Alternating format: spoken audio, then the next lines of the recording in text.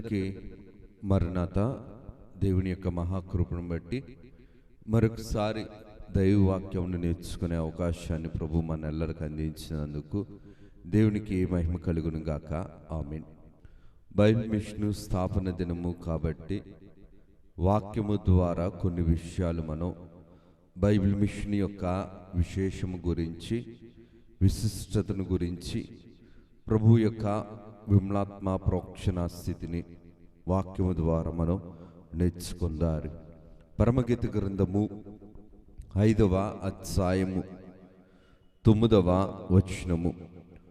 స్త్రీలలో అధిక సుందరవగుదానా, వేరు ప్రియుని కన్నా నీ ప్రియుని విశేషమేమి? ప్రార్థన చేసుకుందారు.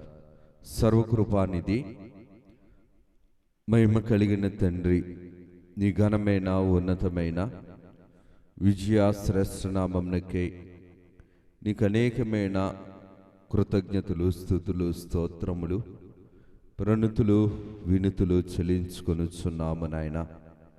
కొద్దివారము మాకు నీ జ్ఞానమును అందించి బైబిల్ మిషన్ యొక్క విశిష్టతను, నీ యొక్క విశేషములను తెలుసుకొనగలిగే విమలాత్మ ప్రోక్షణ మా ఆత్మీయ జీవితముకు మీరే అందించి నీ యొక్క ఆత్మీయ నేత్రములను, ఆత్మీయ మాటలను మాకు చూపిస్తూ నేర్పిస్తూ నీవే మహిమను పొందుమని, నీ యొక్క ఆత్మీయ ఆహారమును గ్రహించుకొనగలిగే ఆత్మీయ దిన మనస్సును, ఆత్మీయ సాత్వికమైన స్థితిని మీరు మాకు అందించి మీరే మహిమను పొందుమని మహిమనాథుడగు యేసునామమున అడుగుచున్నాము తండ్రి.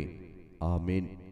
త్రిత్వదేవుని యొక్క ముఖకాంతి, సన్నిధి కాంతి, ప్రకాశత, ప్రభు యొక్క రూపలావణ్యతలు వధూ సంగముగా మార్చబడేంత వరకు ప్రభు మనెల్లరకు మెండుగా నిండుగా అనుగ్రహింపచేస్తూ ప్రభు మహిమ పొందును గాక.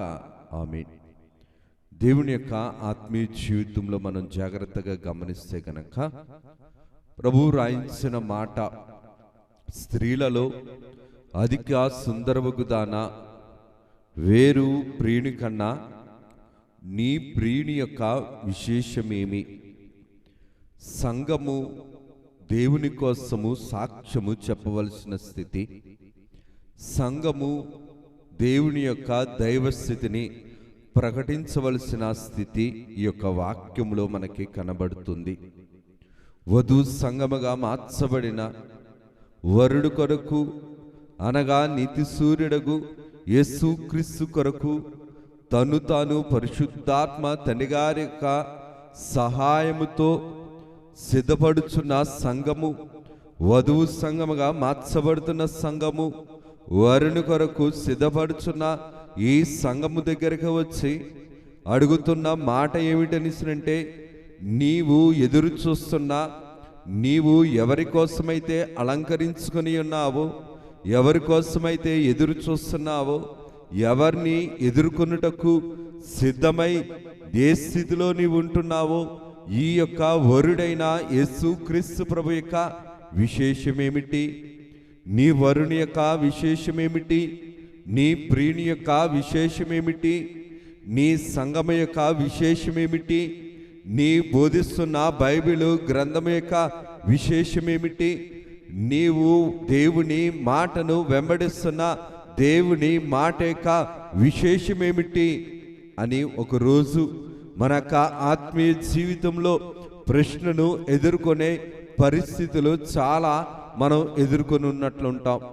ఎందుకు ఈ మాటను నేను జ్ఞాపకం చేస్తున్నాను అనిసనంటే, ఆనాటి కాలములో దేవుని యొక్క కృపను బట్టి, దేవుని యొక్క స్థితిని బట్టి వాక్య గ్రంథములో మనం చూసినట్లయితే గనక మనందరికీ తెలిసినదే.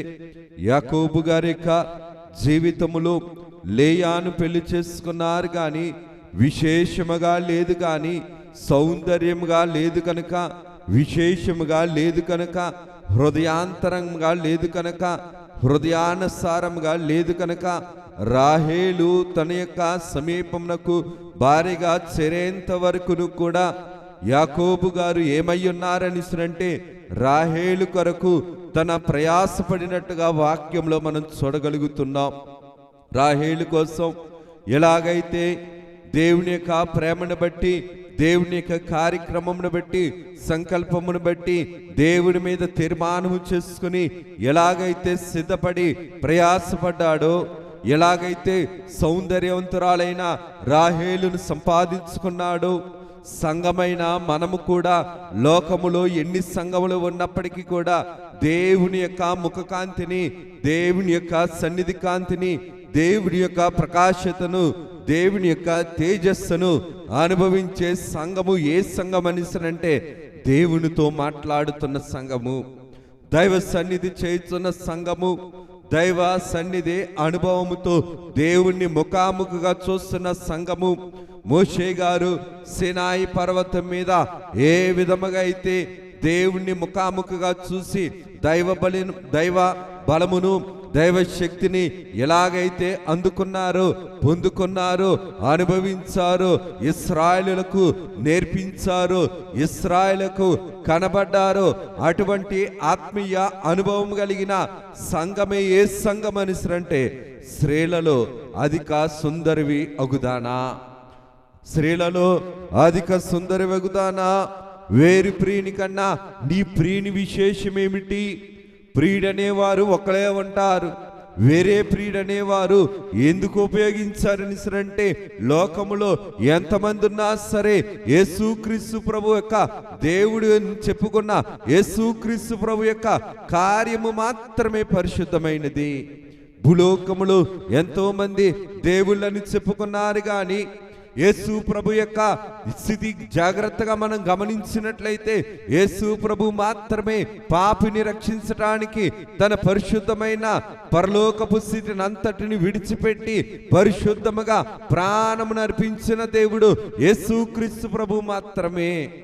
యేసుక్రీస్తు ప్రభువు అనాదిలో ఉన్న దేవుడు. యేసుక్రీస్తు ప్రభు అన్ని యుగాలలో మేలు చేసే దేవుడు. యేసుక్రీస్తు ప్రభు అన్ని సమయాలలో ఆదుకునే దేవుడు. యేసుక్రీస్తు ప్రభు అందరినీ కూడా చేర్చుకునే దేవుడు. యేసుక్రీస్తు ప్రభు అన్ని పాపముల నుంచి విడుదలనిచ్చి విమోచనించి రక్షించే రక్షకుడైన యేసుక్రీస్తు ప్రభు నిజమైన దేవుడు.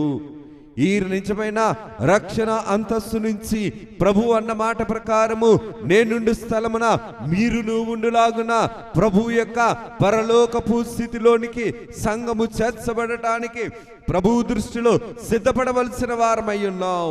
ఎందుకు ఈ మాటను నేను జ్ఞాపకం చేస్తున్నానని అంటే రాహేలు వచ్చేంత వరకు కూడా సౌందర్యమైన స్థితి దేవుని యొక్క కృపను బట్టి, దేవుని యొక్క కార్యక్రమమును బట్టి యాకోబు జీవితంలో ఆయన పొందుకోలేకపోయాడు. దేవుణ్ణి చూడగలగాలి, దేవుని ముఖ కాంతిని అనుభవించగలగాలి. దేవుణ్ణే చూడలేని కన్ను, దేవుని యొక్క కార్యమును గ్రహించలేని మనస్సు, దేవుని యొక్క నీతిని పొందుకోలేని ఆత్మీయ జీవితము, దేవుని దగ్గర కుదురలేని ఆత్మీయ జీవితము ఎటువంటిదని అంటే జబ్బు కళ్ళ వంటిది. జబ్బు కళ్ళ కలిగిన స్థితి సౌందర్యము లేనటువంటి స్థితి. జబ్బు కలిగిన స్థితి, జబ్బు కళ్ళు కలిగిన స్థితి ఎటువంటి స్థితి అని అంటే అంధత్వము కలిగిన స్థితి. జబ్బు కలిగిన స్థితి ఎటువంటిదని అంటే పురుషుణ్ణి బలహీనపరిచే స్థితి. ఎటువంటి స్థితి అని అంటే సౌందర్యమును కానీ, దేవుని యొక్క కృపను బట్టి ముఖ కాంతిని కానీ, సన్నిధి కాంతిని కానీ, ప్రకాశతను కానీ అందుకోలేని నేత్రము ఏ నేత్రం అని అంటే లోకాశ కలిగిన నేత్రము. ఆ దేవుని యొక్క ఆత్మీయ కార్యక్రమంలో జాగ్రత్తగా గమనిస్తే ఆత్మీయ నేత్రములతో ఆత్మీయ పోషణలో బ్రతుకుతున్న మొట్టమొదటి మానవులైనటువంటి ఆదామవ్వలు దేవుని దృష్టిలో ఉండేటప్పుడు సృష్టిలో ఎన్నో జంతువులు ఉన్నాయి కానీ కుయుక్తి కలిగిన, యుక్తి కలిగిన సర్పము మాత్రమే అపవాదికి స్థానమిచ్చి ఏం చేసిందని అంటే ఆదాము అవ్వల యొక్క ఆత్మీయ జీవితాన్ని పాడు చేసింది. ఆదామవ్వలు ఏదైనా తోటలో దేవుని యొక్క స్థితిని బట్టి, దేవుని యొక్క కార్యక్రమం బట్టి దేవునితో చనువుగా ఉండేవారు, ఆత్మీయ జీవితాన్ని పోషించుకునేవారు. దేవుని యొక్క ఆత్మీయ కార్యక్రమమును నిత్యము పరిశుద్ధంగా నడిపించుకునేవారు. అటువంటి వారిగా ఉన్నప్పుడు కుయుక్తి కలిగిన యుక్తి కలిగిన ఈ సర్పము ఏమైందని అంటే అపవాదికి స్థానం ఇచ్చింది. సృష్టిలో ఎన్నెన్నో ఉన్నాయి కానీ ఏ జంతువు కూడా అపవాదికి స్థానం ఇవ్వలేదు. అపవాదికి స్థానం ఇచ్చేది కాబట్టి నడిచే స్థితి నుంచి ఎక్కడికి దిగజారిపోయిందంటే పొట్టతో పాము ఎలాగైతే పొట్టతో పాకుతుందో ఆ యొక్క బలహీన స్థితికి దిగజారిపోయింది. ఎందుకు ఈ మాటను మనం గ్రహించుకోవాలని అంటే దేవుని యొక్క ముఖకాంతిలో మనం బ్రతకగలిగితేనే మన యొక్క ఆత్మీయ జీవితానికి శరీర జీవితానికి సౌందర్యము సుందరత్వం అనేది వచ్చేది. సుందరంగా కనబడేది, అందముగా కనబడేది, సౌందర్యంగా కనబడేది, ఆహ్లాదముగా కనబడేది, సంతోషభరితంగా కనబడేది ఎక్కడని అంటే నీ సన్నిధిలో సకల సంతోషములు కలవు. ఇందుకు ఈ మాటను నేను జ్ఞాపకం చేస్తున్నాను. ఎందుకంటే యేసుక్రీస్తు ప్రభు యొక్క కార్యక్రమమును మనం జాగ్రత్తగా గమనిస్తే గనక ఆనాడు పాత నిబంధన గ్రంథంలో మనం గమనించినట్లయితే గనక 37వ అధ్యాయం ఆదికాండము 3వ వచనంలో చూస్తే యోసేపుకు ఇశ్రాయేలు వృద్ధాప్యమందు పుట్టిన కుమారుడు గనుక తన కుమారుల్లో అందరికంటేను ఎక్కువగా అతన్ని ప్రేమించి అతని కొరకు విచిత్రమైన నిలువుటంగి కట్టించెను. ఎందుకు ఈ మాటను మనం జ్ఞాపకం చేసుకోవాలని అంటే అనగా యాకోబు గారికి వృద్ధాప్యంలో పుట్టిన కుమారుడు యోసేపు గారు చిగురుగా పుట్టాడు. ఎందుకు ఈ మాటను మనం జ్ఞాపకం చేసుకోవాలంటే ఎంతో మంది కుమారులు ఉన్నారు కానీ చిట్ట చివరి కుమారుడు ఎవరని అంటే యోసేపు గారు. చిట్ట చివరి కుమారుడు యోసేపు గారు కాబట్టి ఎంతో ప్రేమించబడ్డాడు. ఎంత ప్రేమించబడ్డాడని అంటే ఎక్కువ శ్రమలు వచ్చేలాగా ప్రేమించబడ్డాడు. వధువు సంఘముగా మార్చబడటానికి సంఘములో ఉన్న విశ్వాసి శ్రమానుభవం ఉండాలి, శోధన అనుభవం ఉండాలి, నిందానుభవం ఉండాలి, ఆపద అనుభవం ఉండాలి, లోకమును జయించిన అనుభవం ఉండాలి, సైతాన్ని జయించిన అనుభవం ఉండాలి, అపవాదిని ఎదిరించి జయము పొందే అనుభవం ఉండాలి. ఇందుకు మాటను మనం జ్ఞాపకం చేసుకోవాలని అంటే యోసేపు గారి యొక్క జీవితంలో కూడా చివరివాడి అయిన సొంత సహోదరులే ఈయన్ను చంపడానికి ప్రయత్నించారు. సొంత సహోదరులకు నచ్చలేదు, సొంత సహోదరుల చేత ప్రేమించబడలేదు. కానీ తండ్రి చేత కన్న తండ్రి చేత పోషింపబడ్డాడు, ప్రేమించబడ్డాడు, నడిపించబడ్డాడు, ఆదరించబడ్డాడు, కలగలిగిన జీవితాన్ని అందుకోగలిగాడు. ఎన్ని శ్రమలు వచ్చినా సరే ఆ శ్రమలను జయించాడు. కాబట్టి ఇశ్రాయేలీయులకు, అన్యులకు, సొంత జనాంగము అందరికీ కూడా దీవెనకరంగా మలిచాడు దేవుడు. యోసేపు గారు ఏ విధంగా అయితే ఎన్ని శ్రమలు వచ్చినా సరే ఇశ్రాయేలీయులకు, అన్యజనులకు, సొంత జనాంగానికి అందరికీ కూడా పోషకుడుగాను దీవెనకరంగా మలిచాడు. ఇందుకు మాటను నేను జ్ఞాపకం చేస్తున్నానని అంటే యాకోబు జీవితంలో జాగ్రత్తగా మనం గమనిస్తే గనక మోసపోయి జబ్బు కలిగిన భార్యను సంపాదించుకున్నాడు. కానీ దేవుని కృపను బట్టి సౌందర్యవంతురాలైన తను ప్రేమించిన రాహేలును సంపాదించుకున్నాడు. లేయా తను సంతృప్తిపరచలేకపోయింది. లేయా తన యొక్క జీవితంలో సంతోషాన్ని నింపలేకపోయింది, ఆనందాన్ని నింపలేకపోయింది. కానీ రాహేలు దేవుని యొక్క ప్రేమను చేత పోషింపబడిన స్త్రీగా, సౌందర్యవంతురాలుగా దేవుని యొక్క కనికరాన్ని బట్టి, దేవుని యొక్క ప్రేమని బట్టి, దేవుని ఏర్పాటు జనాంగమునకు తల్లిగా మలచడానికి దేవుడు ఎన్నుకున్న పాత్రగా దేవుడు నడిపించుకున్నాడు. దేవుని యొక్క వాక్యంలో గమనించినట్లయితే కనుక అక్కడ ఎలాగైతే లేయా యొక్క చూపు సరిగ్గా లేదో, ఎన్నో సంఘాలు ఉన్నప్పటికీ కూడా ప్రభువుని చూసే సంఘము లేదు, ప్రభువు కోసం ఎదురు చూసే సంఘము లేదు, ప్రభువుని తృప్తిపరిచే సంఘము లేదు, ప్రభువు కోసం ఎదురు చూస్తూ సౌందర్యాన్ని సంపాదించుకునే సంఘము లేదు. నీతి సూర్యుడు యేసుక్రీస్తు ప్రభుని చూడని సంఘములు ఎన్నో ఉన్నాయి. కానీ ఈ సౌందర్యం కలిగిన ఈ స్త్రీ ఎవరి ద్వారా సౌందర్యాన్ని సంపాదించుకుందని అంటే దేవుని ద్వారా సౌందర్యాన్ని సంపాదించుకుంది.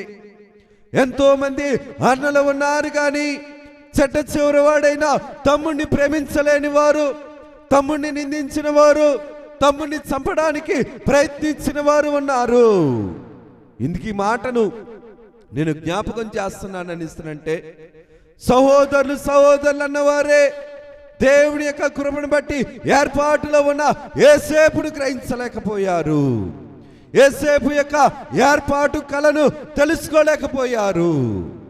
దేవుని యొక్క కార్యాన్ని బట్టి యోసేపు గారికి బ్రతుకులో దేవుని సంకల్పాన్ని తెలుసుకోలేని సహోదరులు సంఘమని చెప్పుకునేవారున్నారు. సంఘములో మేము ప్రధానులమని చెప్పుకునేవారున్నారు. సంఘమని చెప్పుకొని గొప్ప పేర్లు చెప్పుకునేవారున్నారు. కానీ దేవుని అంతరంగాన్ని చూడని వారు, దేవుని ప్రేమను చూడని వారు, దేవుని ఏర్పాటును చూడని వారు, దేవుని సంకల్పాన్ని చూడని వారు, తెలుసుకోలేని వారు, గ్రహించుకోలేని వారు, దేవునికి దూరంగా బ్రతుకుతున్నవారు నోటితో స్తుతించేవారే కానీ ఆత్మతో స్తుతించని వారు. అలాగే దేవుని యొక్క వాక్య క్రమంలో చూస్తే గనక ప్రభువు చెప్తున్న మాటను జాగ్రత్తగా చూస్తే, బైబిల్ మిషను దేవుడు ఎంచుకున్న సంఘము, బైబిల్ మిషము దేవుని యొక్క ఏర్పాటులో ఉన్న సంఘము. అందుకనే ప్రభువు రాయించిన మాట ఏంటంటే, స్త్రీలలో అధిక సుందర వగుతానా, వేరు ప్రియుని కన్నా నీ ప్రియుని విశేషం ఏమిటి? బైబిల్ మిషన్కు ప్రియుడనే యేసుక్రీస్తు ప్రభు, నీతి సూర్యుడకు యేసుక్రీస్తు ప్రభు ప్రియుడై ఉన్నాడు, శిరస్సు అయి ఉన్నాడు, పోషకుడై ఉన్నాడు, రక్షకుడై ఉన్నాడు, నడిపించేవాడై ఉన్నాడు, మార్గదర్శకుడై ఉన్నాడు, భద్రపరిచేవాడై ఉన్నాడు, కనికరించేవాడై ఉన్నాడు, కాపాడేవాడై ఉన్నాడు, స్వస్థపరిచేవాడై ఉన్నాడు, ఆదరించేవాడై ఉన్నాడు, అంతస్తుకు ఎక్కించేవాడై ఉన్నాడు, ఆరోహణ స్థితికి పెంచేవాడై ఉన్నాడు. ఇందుకు మాటలు మనం జ్ఞాపకం చేసుకోవాలనిసినంటే, దేవుని యొక్క వాక్య క్రమంలో చూస్తే గనక ద్వితీయోపదేశకాండము 7వ అధ్యాయము 7వ వచనంలో చూస్తే, మీరు సర్వజనుల కంటే విస్తారజనమని యెహోవా మిమ్మల్ని ప్రేమించి మిమ్మలను ఏర్పరచుకొనలేదు, సమస్త జన్మ కంటే మీరు లెక్కకు తక్కువే కదా. అన్ని జనాంగములతో పోలిస్తే, అన్ని ప్రజలతో పోలిస్తే, సర్వ సమాజంలో ఉన్న సర్వ ప్రపంచముతో పోలిస్తే చిన్నవారే కదా. కానీ ఈ చిన్నవారు దేవుని ఏర్పాటులో ఉన్నవారు. చెట్ట చివరి సంఘము, యోసేపు వంటి సంఘము, చిగిర్చే సంఘము, దేవుని మాటను చూపించే సంఘము, దేవుని యొక్క కార్యములు చూపించే సంఘము, దేవుని యొక్క దైవ సన్నిధిలో బ్రతికే సంఘము బైబిల్ మిషన్ సంఘము. యోసేపు ఎలాగైతే అన్య ప్రాంతంలో ఉన్నా సరే, సొంత ప్రాంతంలో ఉన్నా సరే, శ్రమలో ఉన్నా, బాధలో ఉన్నా, నిందలో ఉన్నా, ఏకాంతంలో ఉన్నా, ఒంటరితనముగా ఉన్నా సరే దేవుని విడిచిపెట్టలేదు. దేవుణ్ణి విడిచిపెట్టని స్థితిలో నిన్ను విడువను, నిన్ను ఎడబాయనన్న ఆత్మను కలిగాడు. కాబట్టి ఏ స్థితిలో ఉన్నప్పటికీ కూడా దేవుని విడిచిపెట్టలేదు. కాబట్టి యోసేపులో నుంచి చిగురుగా పుట్టాడు.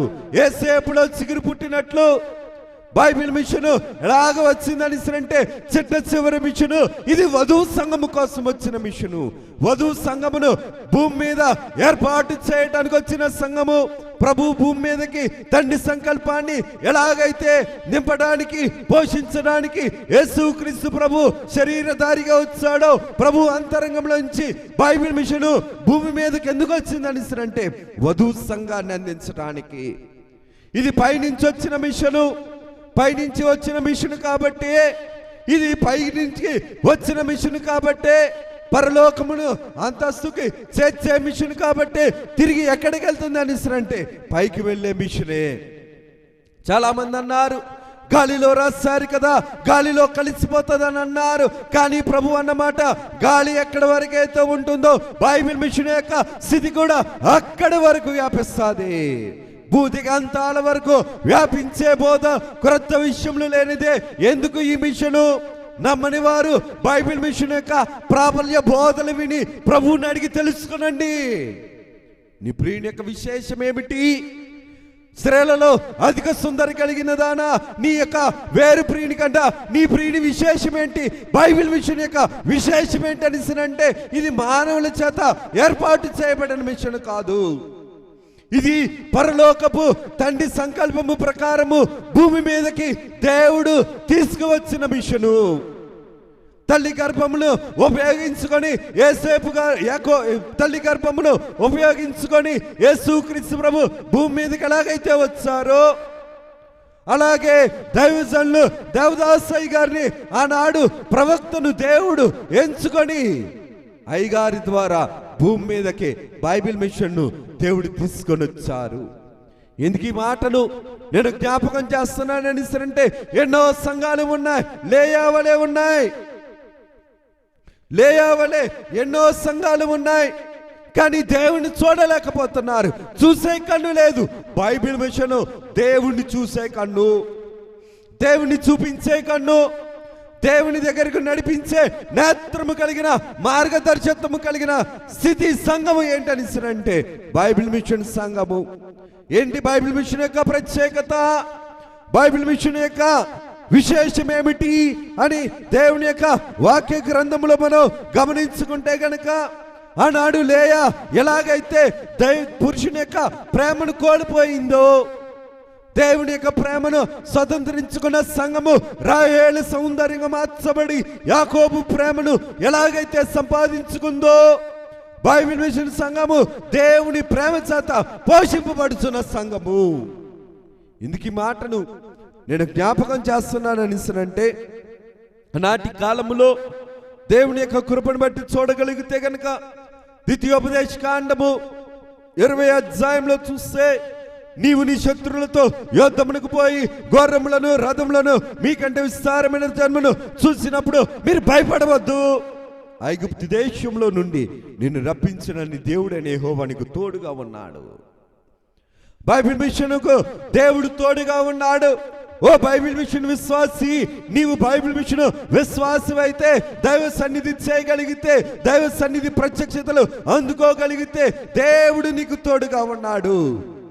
ఆనాడు యోసేపు గారికి ఎలాగైతే తోడుగా ఉన్నాడో, యోసేపు గారికి తోడుగా ఉన్న దేవుడు రాహేలుకి యాకోబు విషయంలో తోడుగా ఉన్న దేవుడు, ఇశ్రాయేలీయులకు దేవుడు తోడుగా ఉన్న దేవుడు, ఈనాడు బైబిల్ మిషన్కి బైబిల్ మిషన్లో ఉన్న సంఘ బిడ్డలైన మీకు కూడా దేవుడు తోడుగా ఉన్నాడు.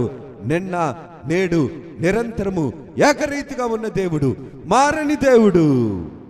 ఇందుకు ఈ మాటను నేను జ్ఞాపకం చేస్తున్నా అంటే, నీ ప్రియుని యొక్క విశేషం ఏమిటి, బైబిల్ మిషన్ సంఘం యొక్క విశేషం ఏంటనిస్తానంటే, ఋతు గ్రంథము 3వ అధ్యాయము, ఋతు గ్రంథము 3వ అధ్యాయము 10వ వచనంలో చూస్తే గనక, యెహోవా చేత నీవు ఆశీర్వాదొందిన దానవు, కొద్దివారినే గాని గొప్పవారినే గాని యవనస్తులను నీవు వెంబడింపకపోవటం వలన నీ మునుపటి సత్ప్రవర్తన కంటే వేడికటి సత్ప్రవర్తన మరీ ఎక్కువగా ఉన్నది.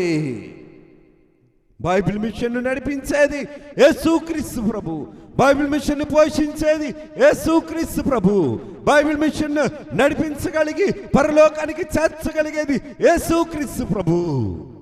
ఎందుకు ఈ మాటను నేను జ్ఞాపకం చేస్తున్నానని అంటే, నోవాహు వాడవెక్కినప్పుడు ఎక్కిన వారందరికీ కూడా జలప్రళయము వల్ల కీడు రాలేదు. బైబిల్ మిషన్ అనే వాడ ఎక్కితే కనుక, బైబిల్ మిషన్ అనే నీతి గుడారంలో ఉంటే కనుక, బైబిల్ మిషన్ యొక్క సన్నిధి స్వభావంలో ఉంటే కనుక, బైబిల్ మిషన్ యొక్క దైవ సన్నిధి అనుభవ ప్రత్యక్షతలో స్థిరపరిచితే కనుక, జలప్రళయము వచ్చిన కాలంలో తీర్పు ఎలాగైతే రాలేదో భద్రపరచబడి ఉన్నావో, అలాగే దేవుడు బైబిల్ మిషన్ విశ్వాసిగా మనల్ని పోషించేవాడై ఉన్నాడు. ఇదే బైబిల్ మిషన్ యొక్క విశేషత.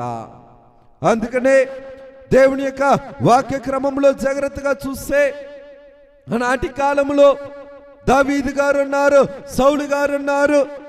దావీదు గారిని అభిషేకించాడు, సౌలు గారిని అభిషేకించారు. కానీ సౌలు అభిషేకింపబడ్డాడు, కానీ దేవుని చూడలేకపోయాడు, దేవుని యొక్క మాటను గ్రహించలేకపోయాడు, దేవుని యొక్క కార్యమును తెలుసుకోలేకపోయాడు. లోకము కోసం బ్రతికాడు, కానీ దేవుడి కోసం బ్రతకలేకపోయాడు. కానీ గొర్రెలు కాచే దావీదు దేవుని యొక్క అంతరంగంలో ఉన్నవాడు కాబట్టి దావీదుగా ఎంచుకొని దావీదు యొక్క జీవితంలో దేవుని యొక్క హృదయానుసారుడిగా బ్రతికినవాడు. కష్టం వచ్చినా, నష్టం వచ్చినా, ఆపద వచ్చినా, నిందలు వచ్చినా, చిక్కులు వచ్చినా సరే బైబిల్ మిషన్ యాజకులైన వారు, బైబిల్ మిషన్ సంఘమైన వారు, దేవుని విడిచిపెట్టని వారు, కష్టం వచ్చినా, నష్టం వచ్చినా, ఇష్టమున్నా ఇష్టము లేకపోయినా, భ్రష్టుడు అయినా సరే దేవుని శ్రేష్ఠ అనుటయే బైబిల్ మిషన్ యొక్క తీర్మానము. దావీదు గారు ఎలాగైతే నా ఆత్మను నా దగ్గర, నీ ఆత్మను నా దగ్గర నుంచి తీసివేయద్దని దేవునితో పెనుగులాడాడు, బైబిల్ మిషన్ యొక్క విశ్వాస జీవితం కూడా దేవుని యొక్క ఆత్మను దూరం చేసుకొని బ్రతుకు. సౌలు దేవుని ఆత్మ కోసం పోరాడలేదు, కానీ దావీదు దేవుని యొక్క ఆత్మ కోసం పోరాడాడు. బైబిల్ మిషన్ కూడా విశేషం ఏంటనిస్తానంటే దేవుని యొక్క ఆత్మను సంపాదించుకోవడానికి పోరాటము కలిగిన సంఘము. దేవునితో యాకోబు ఎలాగైతే పెనుగులాడాడో ఆ పెనుగులాడిన స్వభావం కలిగిన సంఘము బైబిల్ మిషన్ సంఘము. బైబిల్ మిషన్ విశేషం ఏంటనిస్తానంటే దేవుని యొక్క ఆత్మను పొందుకునే సంఘము.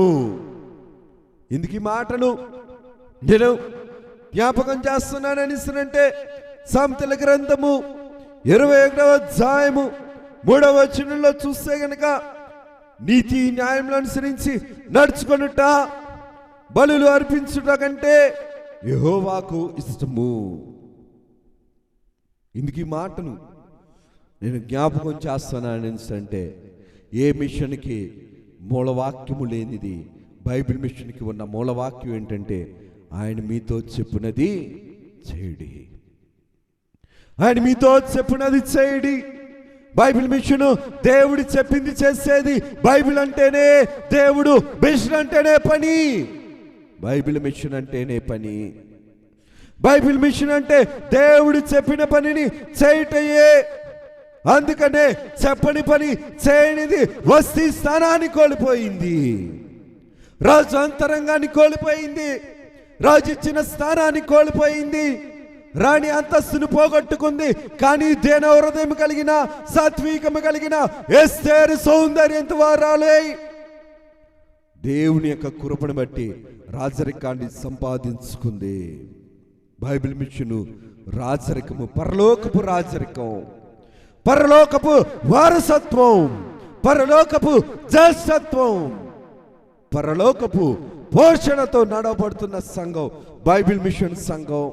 అందుకనే స్త్రీలలో అధిక సుందరవగుదానా, నీ ప్రియుని యొక్క విశేషమేమిటి, నీవు వెళుతున్న సంఘం యొక్క విశేషమేమిటి, నీవు చేస్తున్న బైబిల్ మిషన్ యొక్క క్రమాల విశేషమేమిటి? ఇది ప్రభు యొక్క తలంపులో నుండి వచ్చినదే. కానీ ప్రభు అన్నమాట మత్తయి సువార్త 12వ అధ్యాయము, మత్తయి సువార్త 12వ అధ్యాయము 45వ వచనంలో ప్రభువు రాయించిన మాట, ఆ మనుషుని కడపటి స్థితి మొదటి స్థితి కంటే చెడ్డ తగును, అలాగా దుష్టతనము వారికి సంభవించిన. నేను బైబిల్ మిషన్ అని చెప్పుకునేవారు, ఏర్పాటు బైబిల్ మిషన్ అని చెప్పుకునేవారు ఉన్నారు. పొలాల్లో బొమ్మ పెడతారు, కుక్క బొమ్మ, పులి బొమ్మ, సింహం బొమ్మ పెడతారు పక్షులకు భయపెట్టడానికి, విత్తనాలు ఎత్తుకుపోకుండా ఉండటానికి. నిజమైన సింహపు బొమ్మ రెండు ఒకటేనా? ఒకటి కాదు కదా. బొమ్మ పెట్టుకుంటే సింహం అయిపోతుందా? అమ్మ ఫోటో పెట్టుకుంటే అమ్మ అయిపోద్దా? దేవుని ఫోటో పెట్టుకుంటే దేవుడైపోతాడా? బోధించేవారే కదా, వినేవారమే కదా. ఎన్నోసార్లు మనం విన్నాం, అక్షయమగు దాన్ని క్షేమగు రూపమిచ్చేది పాపము.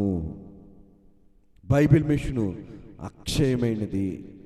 మనుషుల యొక్కయు జంతువుల యొక్కయు చతుష్పాదముల యొక్కయు రూపములు పెట్టుకొని దేవుడు అనుకుంటున్న వారు దౌర్భాగ్యపు స్థితిలో ఉన్నవారు.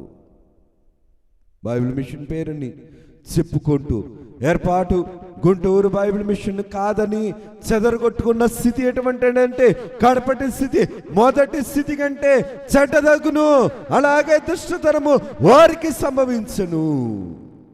ఇది సౌందర్యమా? దేవుని ఏర్పాటులో నుంచి పడిపోవటం సౌందర్యమా? దేవుని యొక్క కృపను బట్టి చెబుతున్న మాట ఏంటని ఇస్తారంటే, బైబిల్ మిషన్ పేరు చెప్పుకొని బేతేలు గురువాసులు దేవుణ్ణి యొక్క కృపను బట్టి అయ్యగారిని పోషించారు. అయ్యగారిని పోషించి అయ్యగారికి ఇచ్చిన మిషన్ ఈనాటికి కూడా భద్రంగా కాపాడుతున్నారు. పనివారిని పోషిస్తున్న కుటుంబం బైబిల్ మిషన్, సంఘాలను ఆదరిస్తున్న కుటుంబం బైబిల్ మిషన్ మహోత్సవాలను ప్రపంచానికి చూపిస్తున్న కుటుంబం బేతేలు గృహవాసులు అని బైబిల్ మిషన్ యొక్క పరువు తీయడానికి అయ్యగారిని పోషించలేని వారు, అయ్యగారికి ఆహారం పెట్టని వారు, అయ్యగారి విషయంలో భద్రతను చూపించలేని చెడ్డ తరపు వారు, దుష్ట తరపు వారు ఈరోజు వచ్చే కొరాహులాగా పోరాడుతున్నారని అంటే అది ఎటువంటి స్థితి? వేరే ప్రియుని కన్నా నీ ప్రియుని విశేషం ఏమిటి? ఏ స్థితిలో ఉండగలుగుతున్నావు? ఏ గొడుగు కింద ఉండగలుగుతున్నావు? మనల్ని మనం పరీక్షించుకునే వారమై ఉన్నాం. ఎందుకు ఈ మాటను నేను జ్ఞాపకం చేస్తున్నానని అంటే, బైబిల్ మిషన్ సిద్ధపడుతున్న సంఘం, సిద్ధపరిచే సంఘం, సిద్ధి కలిగిన సంఘం, బుద్ధిని అందించే సంఘం. అందుకనే బైబిల్ మిషన్ ఏ సంఘము వారు వాడని సలాము బైబిల్ మిషన్ వారు వాడుతున్నారు. ఏ సంఘము వారు వాడని సలాము బైబిల్ మిషన్ వారు మరణాత అనగా నేను సిద్ధపడ్డాను. నీవు సిద్ధపడుతున్నావా? సిద్ధపడుతున్న వరుసలో నీవు ఉంటే నీ సిద్ధిని నువ్వు కాపాడుకో. సిద్ధపడకపోతే నువ్వు సిద్ధపడు. మరణాత సిద్ధపడని వారికి హెచ్చరిక, సిద్ధపడుతున్న వారికి వాడుక, సిద్ధిని తయారు చేసుకుంటున్న వారికి, వెలిగించుకుంటున్న వారికి మెలకువతనము. అందుకనే తండ్రి గారు రాసుకొని వచ్చారు కదా, మరణాత అను సలాముగా వాడువారు నరుడు ధన్యుడు. వాడగలుగుతున్నామా? వాడిపోయేవారుగా ఉండగలుగుతున్నామా? ఎందుకు ఈ మాటను నేను జ్ఞాపకం చేస్తున్నా అంటే, యోసేపు గారు తన తండ్రిని బట్టి పరలోకపు తండ్రిని చూశాడు. యోసేపు గారు పరలోకపు తండ్రిని ఎలాగైతే చూశాడో బైబిల్ మిషన్ పరలోకపు తండ్రిని చూపించే సంఘము. దైవజనులు దేవదాసయ్య గారి ద్వారా బైబిల్ మిషన్లో వచ్చిన నీవు పరలోకపు తండ్రిని చూడగలిగే సంఘంలో ఉన్నామా? పరలోకపు తండ్రి ప్రేమను సంపాదించుకునే సంఘంలో ఉన్నామా? మనల్ని మనం పరీక్షించుకోవలసిన వారమై ఉన్నాం.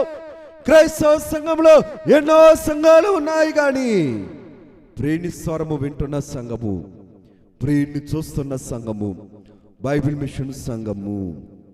యేసోబుకి ఎన్ని శ్రమలు వచ్చినా సరే స్వజనుల్లోనూ అన్యజనుల్లోనూ దీవెనగా ఉంచాడు. బైబిల్ మిషన్ని అన్ని స్థలాలలో కూడా దేవుడు విస్తరింపజేస్తున్నాడు. బైబిల్ మిషన్ విశ్వాసుల్ని అందరినీ కూడా ప్రభువు నడిపించేవాడై ఉన్నాడు. తలకు శిరస్సుగా ఉంచేవాడై ఉన్నాడు. ఇందుకు ఈ మాటను నేను జ్ఞాపకం చేస్తున్నానని అంటే, బైబిల్ మిషన్గా ఉంటున్న మనం బైబిల్ గ్రంథమును మనం నేర్చుకుంటున్న వారం. ఏ మత గ్రంథానికి లేని విశిష్టత ఏంటని అంటే, ప్రపంచంలో ఉన్న అన్ని గ్రంథాలలో అన్ని భాషలలో ప్రచురము చేయబడి బోధిస్తున్న గ్రంథము ఏదన్నా ఉన్నదంటే అది బైబిల్ మిషన్, అది బైబిల్ గ్రంథము మాత్రమే. ఎందుకు ఈ మాటను నేను జ్ఞాపకం చేస్తున్నా అంటే, అన్ని మతాల కంటే క్రైస్తవ మార్గం యేసుక్రీస్తు ప్రభు బలి ప్రళయితే గనక ఏర్పడిన మార్గం, పరలోకానికి చేర్చే మార్గం. దేవుడని చెప్పుకునేవారు ఎవరు కూడా పాపి కోసం ప్రాణం పెట్టలేదు. ఒక యేసుక్రీస్తు ప్రభు మాత్రమే మనందరి కోసం ప్రాణం పెట్టినవాడు, తిరిగి లేచినవాడు. బైబిల్ గ్రంథము మాత్రమే ప్రపంచంలో అన్ని భాషల్లో ప్రచురము చేయబడుతున్న గ్రంథము. ఈ గ్రంథం యొక్క విశేషం ఏంటంటే, ఇది చీకటి కలిగిన బ్రతుకులకు వెలుగునిచ్చే గ్రంథము, వెలిగించుతున్న గ్రంథము, వెలుగులోనికి నడిపించుతున్న గ్రంథము, వెలుగుగా మారుస్తున్న గ్రంథము. ఇందుకు ఈ మాటను నేను జ్ఞాపకం చేస్తున్నానంటే బైబిల్ మిషను విశ్వాసులుగా మనం గ్రహించుకోవాల్సింది, భూలోకమంతటికి సువార్త పోవుటకు ఇండియా ప్రధానము. వేరు ప్రియుని కన్నా నీ ప్రియుని యొక్క విశేషం ఏంటంటే, నా ప్రియుడు నా సంఘాన్ని తన చేతితో రాశాడు. భూమికి ఆకాశంకి మధ్య దైవ సన్నిధిలో దేవుడు ఏ చేతితోటైతే ఆదాము హవ్వను తయారు చేశాడో, ఏ చేతితోటైతే ధర్మశాస్త్రాన్ని రాశాడో, ఏ చేతితోటైతే మెనేమినటికల్ ఓఫార్సియస్ అని రాశాడో, అదే చేతితోటి నా ప్రియుడు బైబిల్ మిషన్ అని తెలుగు భాషలో రాశాడు. ఏ సంఘానికి ఉంది ఆధిక్యత? ఏ సంఘము చెప్పుకోగలదు దేవుని చేతురాత కలిగిన సంఘములో నేను బ్రతుకుతున్నానని? ఇందుకు మాటను నేను జ్ఞాపకం చేస్తున్నా అంటే, బైబిల్ మిషను దేవుని చేతి పని, బైబిల్ మిషను దేవుని వ్రాత పని, బైబిల్ మిషను దేవుని అంతరంగ పని, బైబిల్ మిషన్ను దేవుణ్ణి చూసే పని, బైబిల్ మిషన్ను దేవుని మాటను వినే పని, బైబిల్ మిషన్ను దేవుణ్ణి చేర్చుకునే పని, బైబిల్ మిషన్ను దేవుణ్ణి చేర్చే పని కలిగింది. బైబిల్ మిషను దైవ కళను అందుకుంటున్న మిషను. బైబిల్ మిషను పరలోకానికి నడిపించే మిషను, భక్తుల చేత పోషింపబడుతున్న మిషను. అందుకనే బైబిల్ మిషను విశేషం ఏంటనిసనంటే, ప్రభువుని చూపించే విశేషము. దేవా నాకు కనబడము, నాతో మాట్లాడము. దేవా అందరికీ కనబడము, అందరితోనూ మాట్లాడము. ఏంటి ఏ సంఘము చెప్పగలుగుతుంది? ఏ సంఘము దేవుని యొక్క స్థితిని గ్రహించుకొని దైవ సన్నిధి క్రమమును చేయగలుగుతుంది? మనల్ని మనం గమనించుకోవలసిన వారమై ఉన్నాం. ఎందుకు ఈ మాటను నేను జ్ఞాపకం చేస్తానంటే, స్త్రీలలో అధిక సుందరవగుదానా, వేరు ప్రియుని కన్నా నీ ప్రియుని విశేషం ఏమిటి? నేను నా ప్రియుని ద్వారా నా రూపమును నేను మార్చుకున్నాను, నా స్వభావమును నేను మార్చుకున్నాను. భూలోకంలో ఉండి పరలోకపు అంతస్తును స్వతంత్రించుకొని రూపము కలిగిన రూపవతిగా రూపలావణ్యతలు సంపాదించుకోగలుగుతున్నాను. బైబిల్ మిషన్లో ఉండని మనం చెప్పుకోగలుగుతున్నామా? మనల్ని మనం గ్రహించుకోవలసిన వారమైన దేవుడి కొద్ది మాటలు మన వెనుకల్లో దీవించి ప్రభువు మహిమ పొందును గాక. ఆమేన్. చిన్ని ప్రార్థన చేసుకుందాం.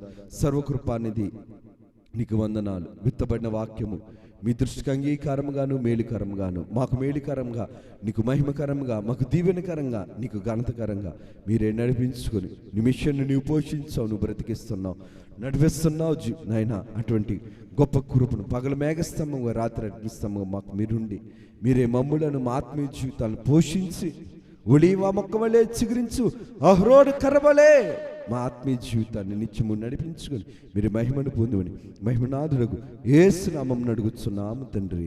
ఆమేన్. త్రిత్వదేవుని దీవెన ఆశీర్వాదములు, శుభములు, జయములు, ధన్యతలు, మేలులు, ఉపకారాలు ప్రభు యొక్క ముఖకాంతి సన్నిధి కాంతి ప్రకాశతలు ప్రభు మనెల్లరికీ మెండుగా నిండుగా అందించి ప్రభు మహిమ పొందును గాక. ఆమేన్. అందరికీ మరణాత.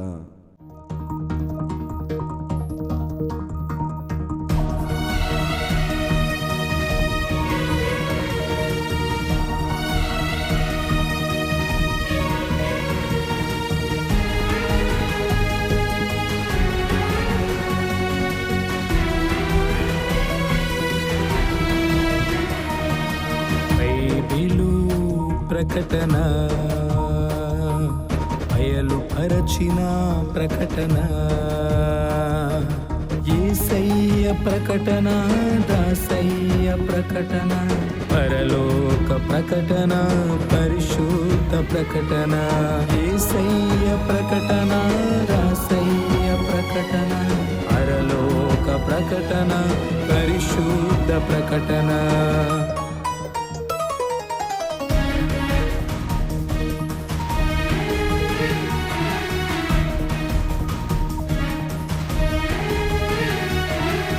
ప్రకటన బైబిలు ప్రకటన బయలుపరచిన బయలుపరచిన ప్రకటన,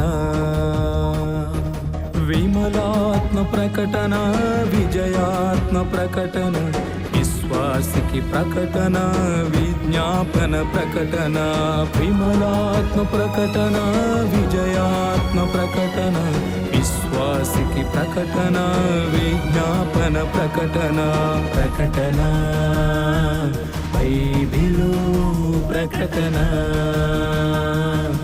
బయలుపరచిన ప్రకటన.